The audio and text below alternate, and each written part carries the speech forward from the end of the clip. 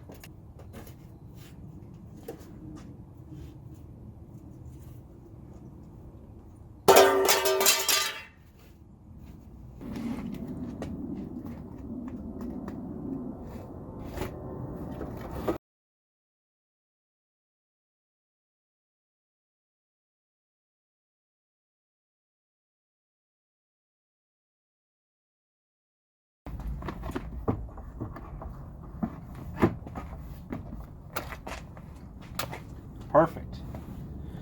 All right, shower's in, but it still needs to be sealed up. I use butyl tape for both of these, and I'm not convinced it's going to do the job, so I'm going to be putting some more sealant into these gaps and onto these screw tops, make sure that it never leaks. But there you go. To put it away, just rolls up in there like that. Do this one-handed. Voila. All right, I'm working on getting the tubing all hooked up to my exterior water hookup box, and the tubes are very, very stiff. And so this is a trick that I saw somebody posted about on the forums for really stiff vinyl tubing. I've got food grade stuffs because, you know, water's going to be going through it, but it's very, very stiff. So what you do is you heat up the tube in hot water. So I've got my water turned all the way up on high on heat, and I got a new bucket that's clean, hasn't been used for anything else.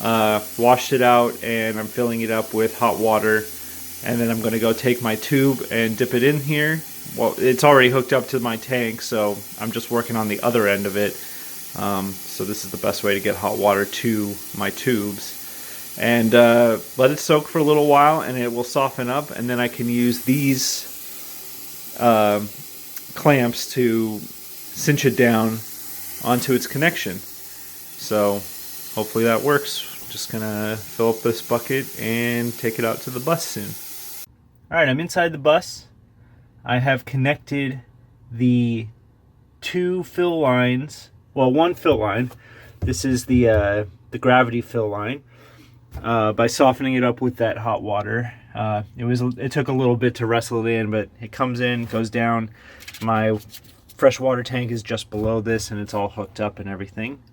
And then I have my air line just down to the left of that, right there. And that comes down here, goes down through the same hole in the floor, and also connects to the tank. And I've kind of pulled on everything, make sure I can make sure it's all on there really well.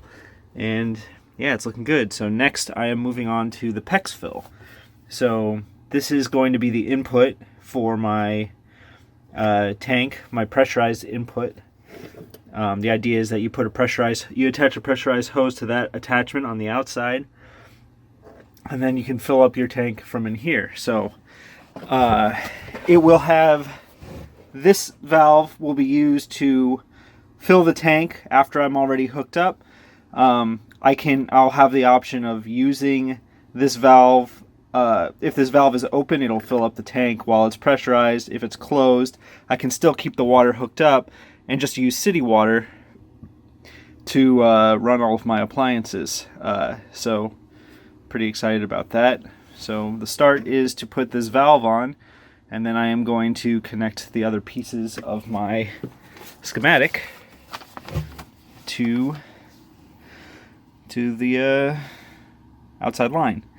So this valve that I'm putting in right there, it's this one right here. So I've got my gravity fill. This is going to be my city inlet, so I've got a PEX valve, and there's going to be a T so I can go into my the rest of my water system.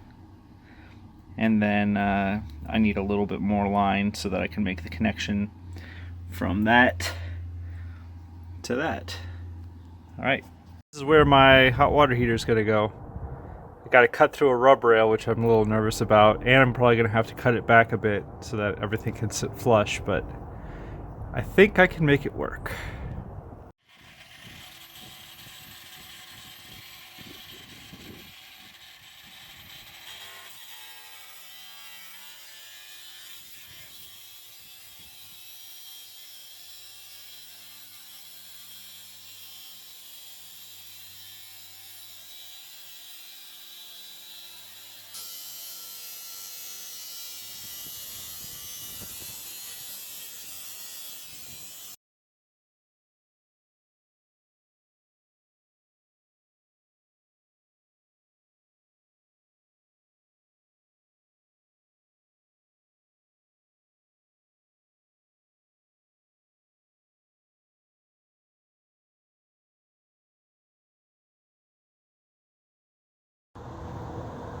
Alright, a while back I had to install my hot water heater, and I had a lot of problems the day that I had to install it.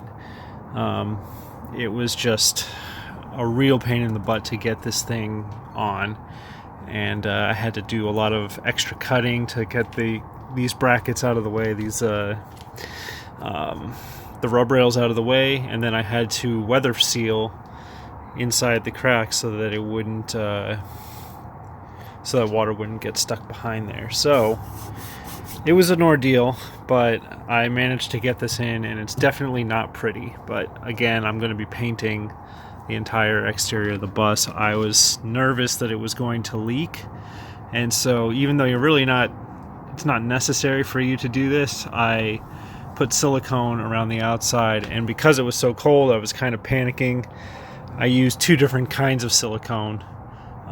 They're essentially the same thing, it's just one is black and the other is white. So yeah, it's ugly and a little embarrassing, but it's been installed, and yeah, so definitely not the best work I've ever done, but it does what it needs to do. So that's my water heater. And when I do my painting, I will clean it up.